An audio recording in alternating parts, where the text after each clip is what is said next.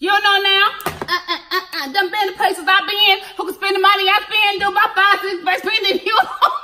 Can I tell you, I got in trouble singing that song. I have always been a Trina stan. I loved that video. I loved her verse, but I couldn't sing it until I was an adult. And then when I became an adult and I listened to the verse, I was like, what the hell was I singing as a child? Anyway, I'm back, guys. This season looks like they are going to bring it. So that's why I came back to the show. I fell off before because, listen, mother got a job, okay? I watched the first 2 episodes and I watched the season trailer. And I'm like, you know what? I feel like this show is really going to give it. The other Love and Hip Hop shows, I think maybe because they're a little bit older, they're just so overproduced to me. I cannot get into it. But I feel like Love and Hip Hop Miami really brings the real drama, the real tea, the real comedy. Just, I don't know. I feel like I can believe it and I can get into it. And I'm interested. It intrigues me every episode and I want to come back for more. So that is why I'm here. And if this is your show, come on, sit down, grab I was going to say glass of wine, but I didn't drink all my stuff. So I'm ready to go. But sit on down and enjoy this review of Love and Hip Hop Miami. Also, before we go any further, make sure you subscribe so you can keep up with a sister. I do more reviews. I also let you into my life as a working actress in Hollywood. I do it all on this channel and I want you to be informed. And I also want you to know when I'm posting something. So make sure you subscribe. I'll give you some time to do it. It's just that button right there. And I think there's a bell. Click that bell too so you can get notifications. Okay. You did it?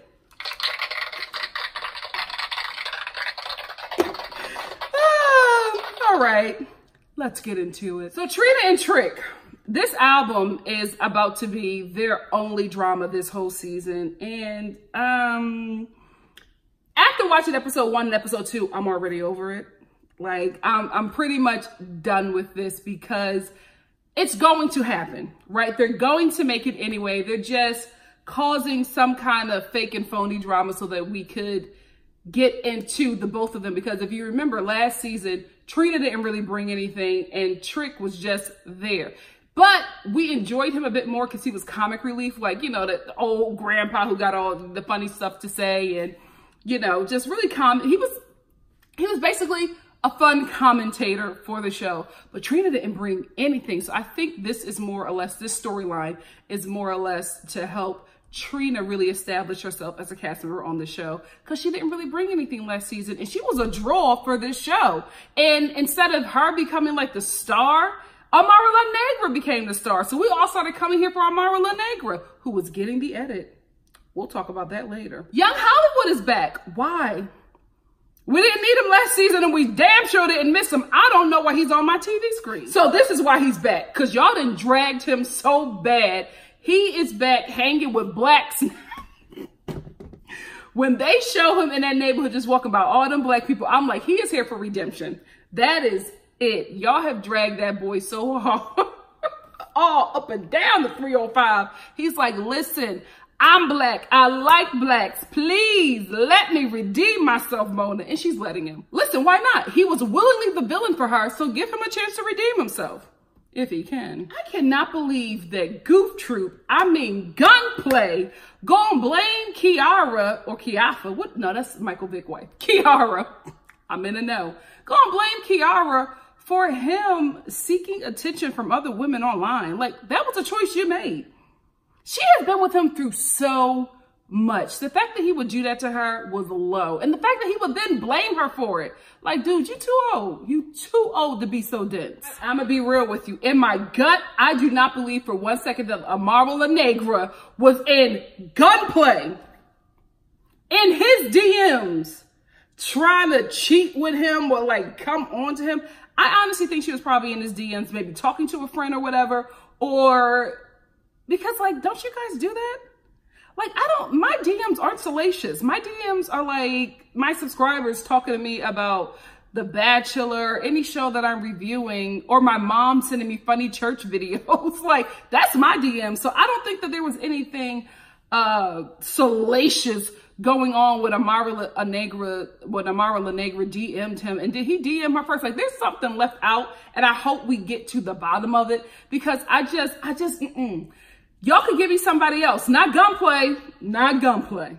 You know what? Them Motor Scott checks, they gotta be hefty, because I cannot believe that Jessie Woo is on Love and Hip Hop Miami. The way she dragged this show, and I'm like, girl, her and what's the other girl? Erica Mena dragged the show, was back on it. I'm like, these Mona Scott checks gotta be hefty, especially since she put Cardi B on. They had to have gotten heftier. And she just got a huge deal with Lionsgate, so there has to be some money that she is putting into these people. VH1 probably gave them a heftier budget, or Jessie Woo was just like, you know what? I've seen what she's done for Cardi B. I want that same treatment, so I'll come up on the show and I'll do what I gotta do. But sis, the way you drag them so recently, to have you on the show now, that Miami rent must be expensive. So then we have a scene with Prince and his father, and I guess they're trying to rebrand Prince because he's going into music. So all of a sudden we're talking about him being in juvie and just stuff that just didn't match up. It was just very weird to me. But I just want to talk about this scene because I love these empty club scenes. Let me tell y'all, ain't nobody in there dancing to music. They do not have music playing, because there is some dude. First of all, there's a girl back there going like this. It is a dude back there doing a bump with several people. I'm like, there's no possible way that they're listening to music. No possible way. And they were not spending that budget on extras, because it was like 5 people in there. And I'm like, you can't have a Love and Hip Hop season without giving us empty club scenes with people dancing to no music. Like, so Prince and Bobby being friends. I did not see this coming. Like, what is happening? Were they buddied up last season? I don't remember them being buddied up last season. So this is weird that they're like best friends and all of a sudden their friendship is a big deal. I think if anything, the only thing that could be keeping them, like the only thing they would have in common is probably their age. I think they are the youngest people on the cast. So that normally happens when you have something in common. You are drawn to that person. And I won't sit up there and, speculate about Prince's sexuality. 1, it's so ignorant and homophobic, and 2, I have a mixed plethora of like best friends. Like my best friends, we call ourselves a crew, met in high school, have been rocking with each other ever since. And during the process, 3 of my friends and the crew came out as gay. What were we supposed to do?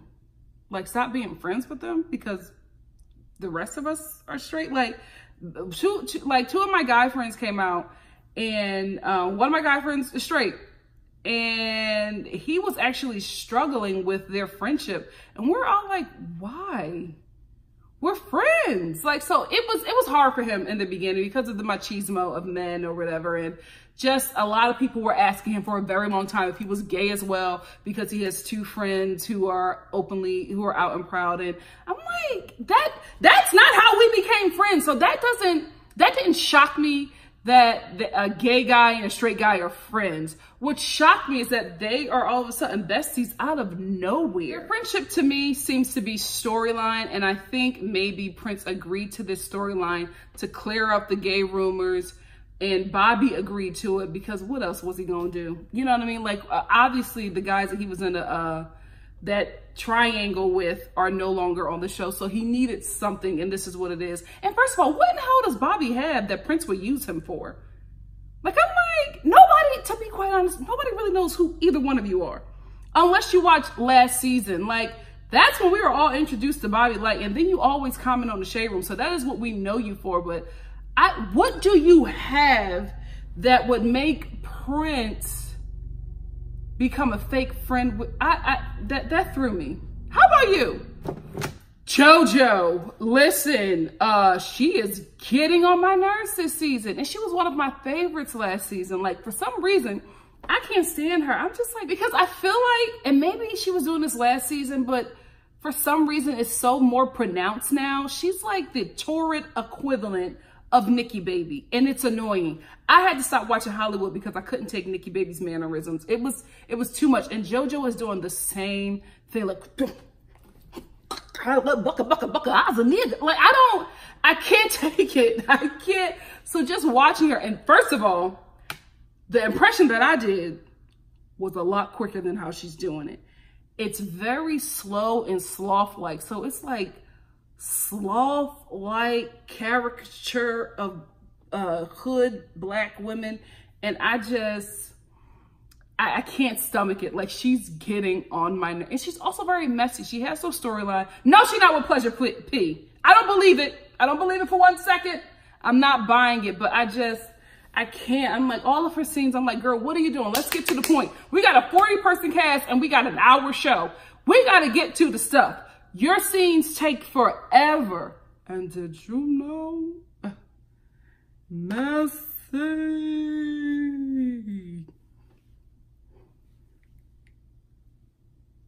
So Kiara and Gunplay, this scene of him trying to get her back and they going through this argument. Listen, I believe that. They had me.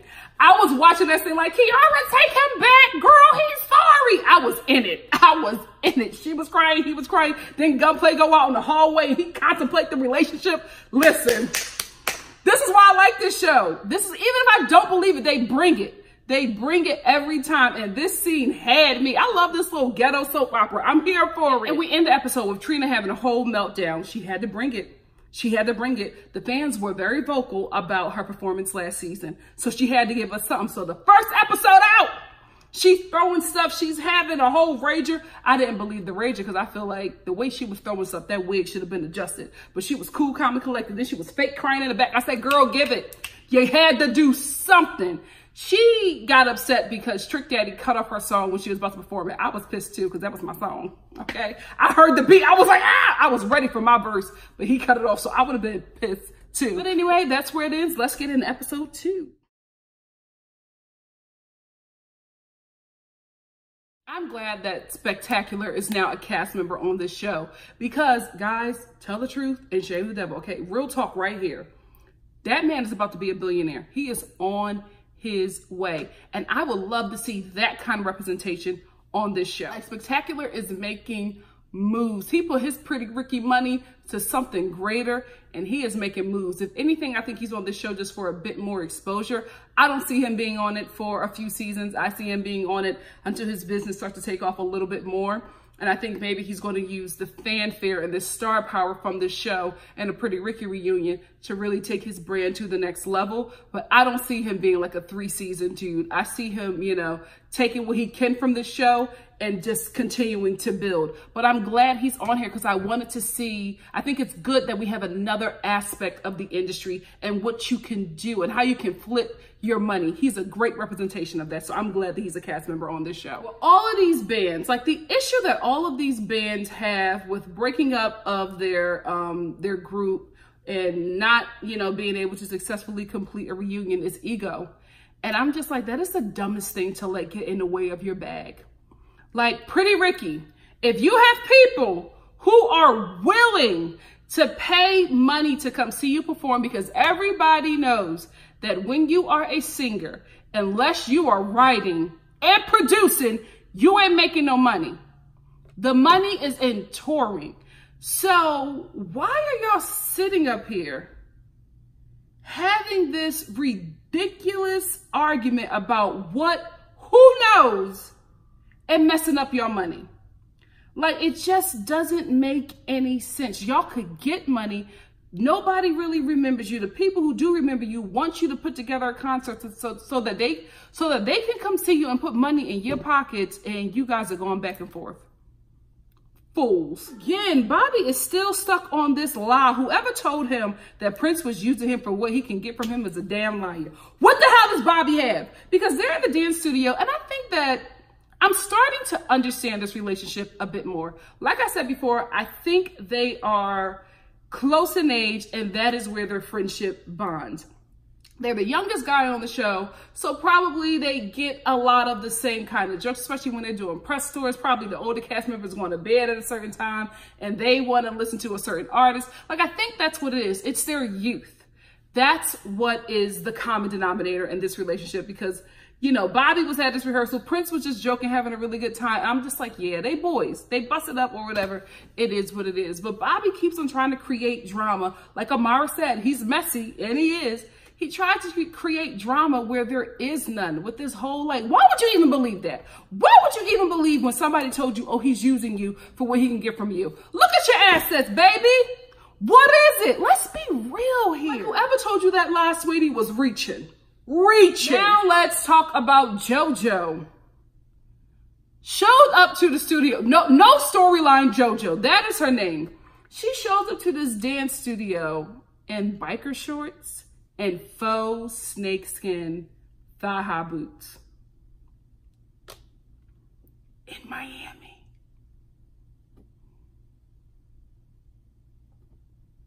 Girl, what? What in the humidity is going on here? When she walked in, I was like, I know that she got a puddle about to pour out of them boots at any time. If you ain't never been to Miami, let me tell you what it is. It's like being in a sauna that every 3 minutes has a hurricane. Like, I always go to Miami for the Black Film Festival.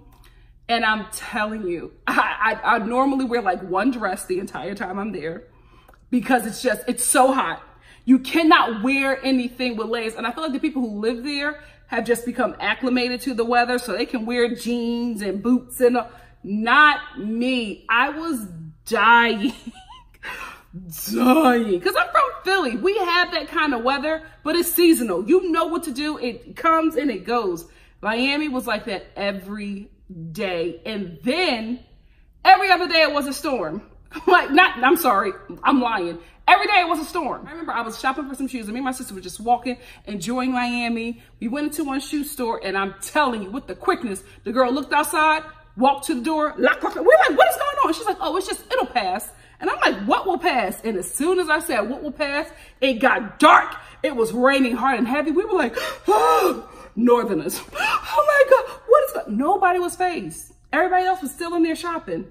And then in 10 minutes, done. Bright, sunny, like Miami. Now take all of that and go back and look at JoJo's outfit. No storyline JoJo. Just creates drama with Prince and Bobby for no reason whatsoever. Like, out of nowhere, Prince, he was really hurt. I felt like he was really, really hurt because he's like, I've known you for 10 years. What are you talking about? We're not friends. Like, she just started saying mean things to him to get under his skin, to cause some kind of drama because there was no reason for her to show up there. There was no reason for her to say what she said. And there was definitely no reason for her to get in his face and hit him. Let me tell you something. Ladies, not every man was raised right. Not every man was raised right. So jumping up in these dudes' faces and hitting them and thinking because you're a woman they won't hit back, that ain't a risk I'm willing to take. You shouldn't either. And when she did that, I was like, girl, I love that Prince backed away, but you know, the drama. Okay, he said, you want a scene, baby? I'm gonna give you a scene. Mother was all over that dance studio, flailing and spinning, then running outside, taking off his shirt, ducking behind a garbage bin. Like, what are you doing? Even Bobby, who was a lot, Mr. Extra was just like, that's a lot. Like, what? He was shocked because somebody topped his messy behind. Like, this whole scene, it just went way left for no reason. JoJo was literally there to start some drama and she started it. I hope she can finish it. I don't know what his story is, why he's here. I'm not intrigued by anything that he has going on. Everybody is calling him funny. I don't see the comedy. The funniest person on this show for me is Trick Daddy. So what is his name? One Shot? Or something like that. Is One Shot. Whatever. He gives me Black Post Malone. Like, I could smell his confessionals. Oh, just, they got him mowing the lawn. He's Miami. Jeans, boots. He takes a soil rag and wipes down his arms. Then goes in the house and put on a shirt like he is fresh and clean. I'm like, you don't need to bathe? Like, you don't need to work. And then he starts talking and I'm like, I can smell this confessional. The devil is a liar. So we get a little bit more of this Trina and Trick album and what the issues that the both of them have. Trina thinks that Trick Daddy is, you know, slacking. He's like, you know, not pulling his weight, not doing what he needs to do. And then Trick is like, well, Trina's not professional. So I was really upset, because y'all know that's my song, when Trick cut the song. I didn't know that Trina showed up late and wanted to change the whole set. You can't do that. You cannot do that. If he was there on time and he was ready for the show, he had the set list and the song list, and you weren't there to do that, you can't come in late and try to, you know, grandstand. He was right for cutting it. He was petty, but that was the right thing to do. Like, no, that's not what we had. That's not what was discussed. If you wanted something else to happen, you should have been here on time, period. Okay, now let's talk about Amara La Negra getting the edit. Coming on the show as a darling, like Cardi B, right? You have to not only open up yourself, because you know that you're about to get that star come up. Also gotta be prepared to take a couple shots. She's starting to get the whole side chick edit. I don't think she was prepared for that, because her whole image is, I'm America's, you know, Latina sweetheart. But the way other cast members are talking about her in their confessionals, I'm like, oh, you're getting the edit, honey. This is your sacrifice. Go through this season, because if you come back for another season, you are going to get the whole Cardi B treatment, and then you can go off and do other things. But I feel like this is the season where she got to get hazed, because everybody out of nowhere is all of a sudden calling her like a homewrecker. And I'm like, what? Where did this come from? And then I was like, oh, she's getting hazed. It is what it is, because Jessie Woo's talk about not only is she stealing her man, she's stealing her ideas. Gunplay talk about he in her DMs. None of it makes sense, but this is her time to get hazed.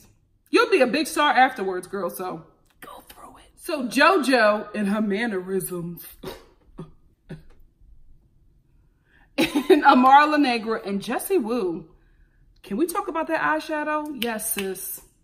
Yes. They all sit down with the outfit. What? Romper room. They all sit down for a lunch discussion, because Jessie has problems with Amara. Amara has no idea. And JoJo is friends with both of them, and she wants there to be a resolution. I honestly think that JoJo did come there hoping that they would squash everything and be like, you know, this girl clique on this show. Didn't go that way. Because Jessie Woo is mad at Amara because she thinks that her manager gave her idea. Two things about that. One, why are you mad at Amara La Negra and not at your manager who's giving out your content to other clients? That's who you should be mad at. Two, this whole chatting and chewing and filming it, girl, that ain't nothing new. That is not nothing that you came up with. Hello, Sister Circle. Hello, The View. Hello, Kathy and Hoda. Like, what are you talking about? Everybody is doing that. I'm doing that right now with ice. I'm anemic. Pray for me. So, like, what are you talking about? That is not something that you can check off of that being something that Jessie Woo is doing. I don't know who came up with trap brunch, but everybody doing it. You know what I mean? But whoever came up with that, if they want to like monetize that in any kind of way, they can be like, I was the first person who did that. And okay, that's different. That's new. That's something we can have a little track record for. But sitting down, putting a camera in front of your face and having a panel of people talk about subjects is not something you created, honey, at all. However, her having beef with Amara La Negra for talking to her man and asking him about their relationship, and you know, that whole thing seems very suspect to me, but I can understand her having an issue with her about that. But she didn't come to this she didn't come to this lunch for a resolution. She was already on 10, telling Amara what she's not going to do, just getting very, very nasty. And I'm like, wait, did you want to talk about it, or did you just want to fight? Because even Amara was just like, okay, this isn't going to work because you're not listening to me. You know, Amara did her first apology. I think it was sincere. It did not have everything in it that it should have, because if she feels like you were trying to take her boyfriend at the time, and your apology is, if you think that's what I did, I apologize. That's a start.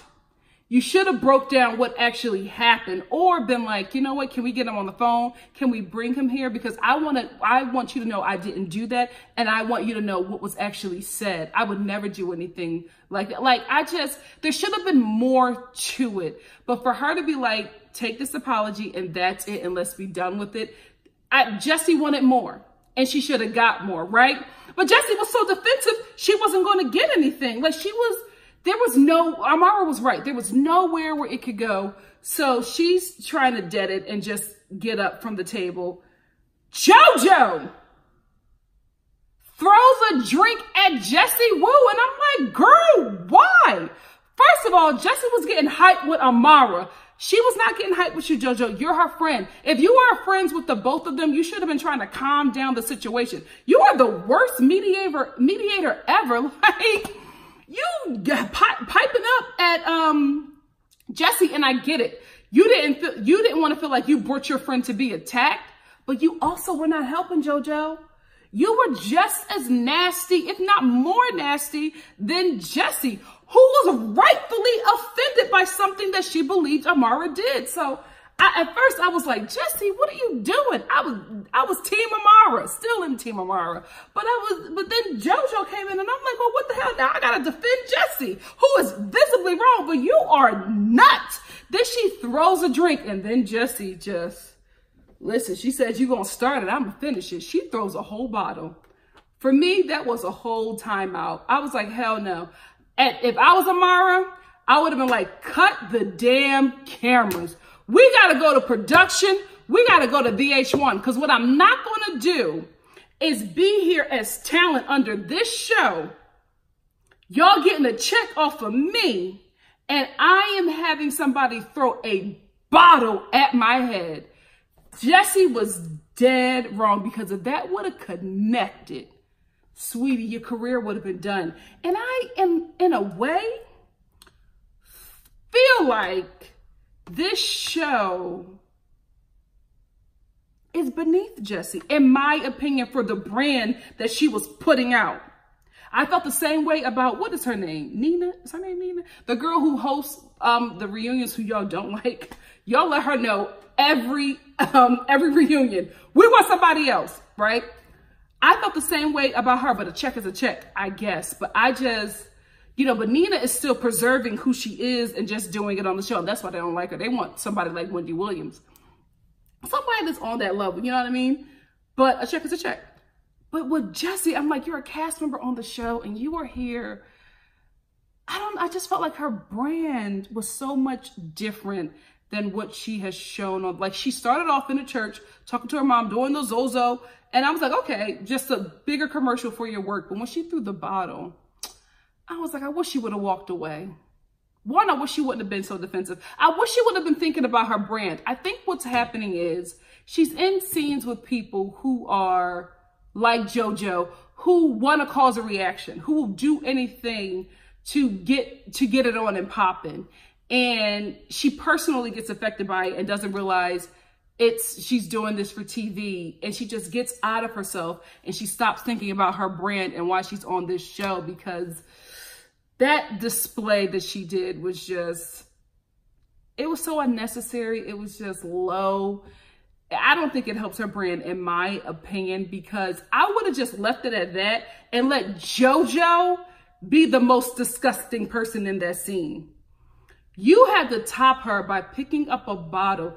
Listen, if you would have hit Amara, if you would have hit an extra, if you would have hit anybody in production, girl, you would have been in a world of trouble, and you ain't got the coin to take on VH1. That wasn't smart. That wasn't smart at all, Jessie. And then we end the scene with Prince trying, I guess because he's getting into music, trying to like create this idea that he's lived a hard life so he can, be a legitimate rapper. Why in the hell? What is up with, I feel like it was my generation and the generation after that has created this. No, it wasn't. No, it wasn't. It was my mama generation. Freaking Dr. Dre and Ice Cube and all that. Who make this idea that you got to be like this violent black person to be a rapper. Like you had to have been shot, or you had to have lived in a hood, or we're freaking just talented people. Like any black person, not any, but rhythm and all of that stuff and rock, that's in all of us. That's our culture. It's a culture. It's not a prison sentence or a gang initiation.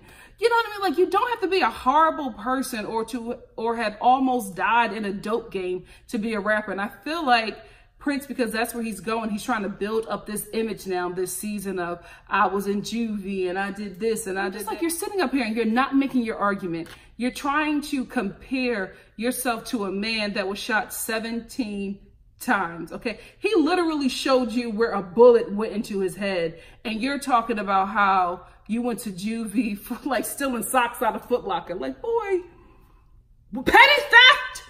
He had a bullet in his head. Like, dude, sit down. Anyway, that was the episode for me. I'm liking Love and Hip Hop Miami. I will keep it up. And if you like what you see here, please like, comment, subscribe, and share. And I will see you for the following episode of Love and Hip Hop Miami. Love you guys.